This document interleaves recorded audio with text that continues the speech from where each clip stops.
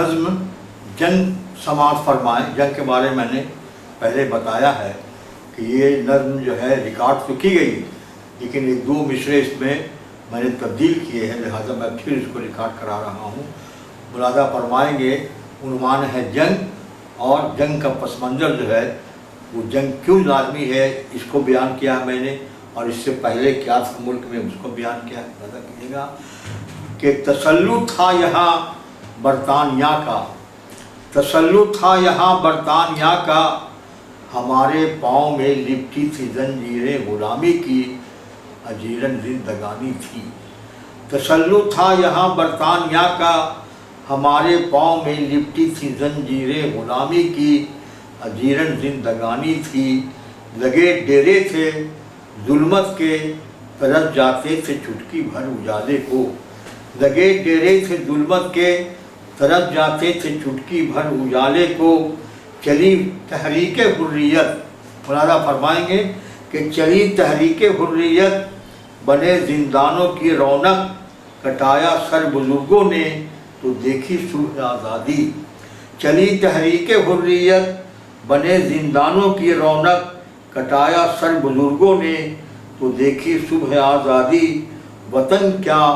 پھولتا پھلتا، وطن کیا پھولتا پھلتا، کہ ہم آپس میں ٹکرائے،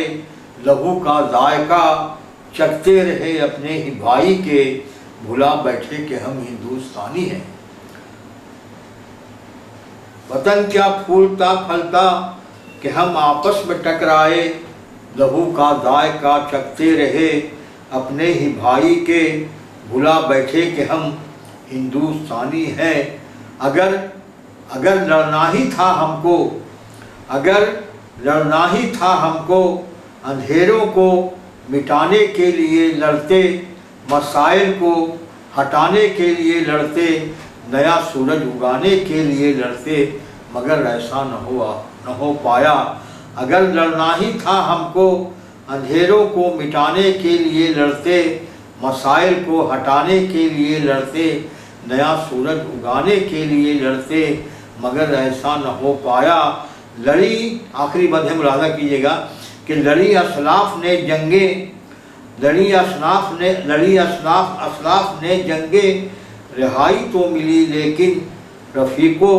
غور سے سن لو، نئے بھارت کی خاطر بغض نفرت کے خلاف ایک جنگ کرنی ہے۔ لڑی اسلاف نے جنگیں، رہائی تو ملی لیکن رفیقو غور سے سن لو، نئے بھارت کی خاطر بغض و نفرت کے خلاف ایک جنگ کرنی ہے۔ ناظرین، اس نظم کے تعلق سے میں دو بات کرنا چاہوں گا کہ یہ نظم جب میں نے پڑھی تو اس میں اردو کے علاوہ ہندی کے شاعر بھی موجود تھے، اچھا بہت بڑا مشاعرہ ہوا تھا، تو اس میں ایک ہندی کا بہت نامور افروزہ تھا، ابھی اس کا کیا ہے مجھے معلوم نہیں، جن سنسار، اس کے مدیر بھی تشریف فرما تھے گیتیش شرما، انہوں نے مجھ سے یہ نظم طلب کر لی کہ انجم صاحب دے دیجئے، میں اسے اپنے ہفت روزہ اخبار میں شائع کروں، اور انہوں نے اس نظم کو شائع کی۔ اور اس کے بعد معروف محقق جن کی شہرت بہت دور تک پہنچی، اور وہ انٹراپولوجی کے وہ کام کرتے تھے، انٹراپولوجسٹ تھے وہ، تو ان کے وطن بھاگلپور میں ایک بڑا جلسہ تھا ان کے مدرسے کا،